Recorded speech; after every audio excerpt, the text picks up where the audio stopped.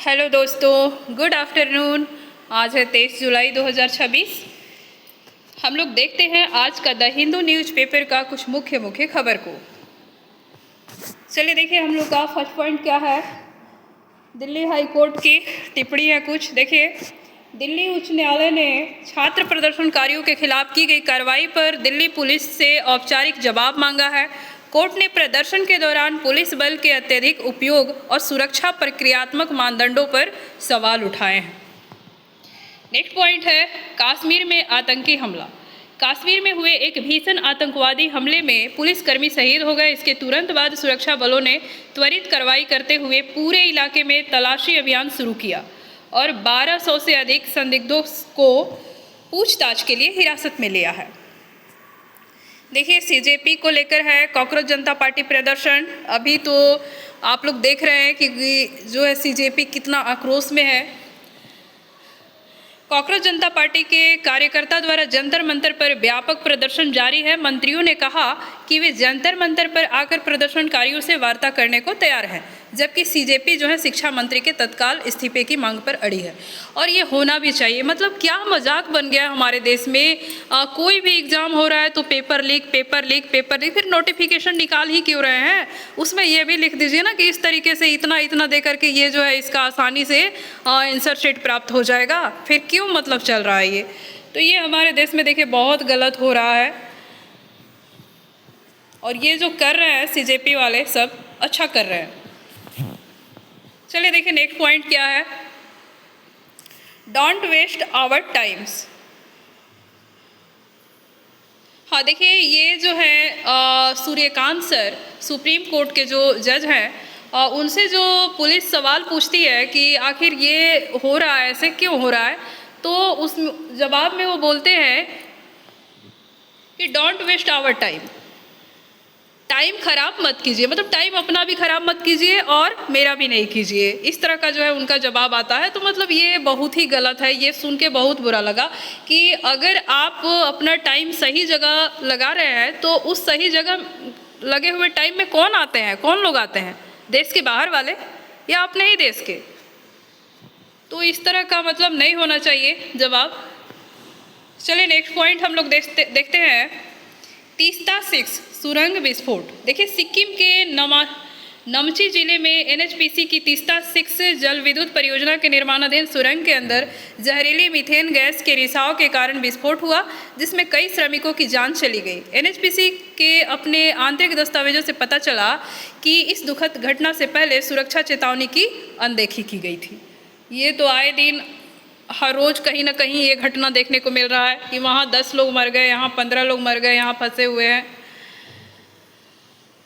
जब सुरक्षा का गाइडलाइन दिया हुआ रहता है तो उसका फॉलो करना चाहिए ना लोगों को। नेक्स्ट पॉइंट देखें क्या है। केंद्र सरकार ने विदेशी अंशदान अधिनियम विधेयक के नामित प्राधिकरण खंड पर स्पष्टीकरण जारी किया है। इसका उद्देश्य जो है गैर सरकारी संगठनों, एनजीओ और परोपकारी संस्थानों के लिए वित्तीय पारदर्शिता और विनियमन प्रक्रिया को सुगम बनाना है।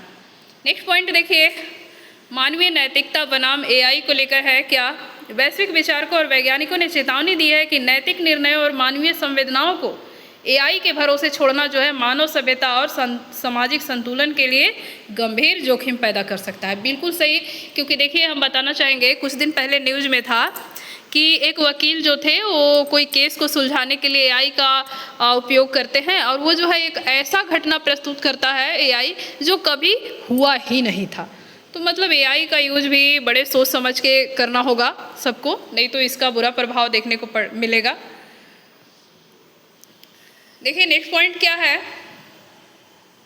राजनीतिक दलों की कुछ दुविधा। देखिए, यह सांख्यिकीय विश्लेषण आधुनिक राजनीतिक दलों के समक्ष मौजूद वैचारिक और रणनीतिक संकटों को रेखांकित करता है। कॉकरोच दुविधा एक प्रतीकात्मक शब्द है जो उन जिद्दी और जटिल राजनीतिक समस्याओं को दर्शाता है जो बार बार दबाए जाने के बावजूद भी खत्म नहीं होती और नए स्वरूप में सामने आती रहती है। देखिए, कॉकरोच का उदाहरण दिया गया है। उसी तरह से जो है अभी कॉकरोच जनता पार्टी में जो है बहुत सारे लोग शामिल हो गए हैं और मतलब कितना भी जितना उनके ऊपर जो है डंडा बरसाया जा रहा है, उनको सताया जा रहा है, उतना ही जो है बल से वो दोबारा खड़े हो जा रहे हैं।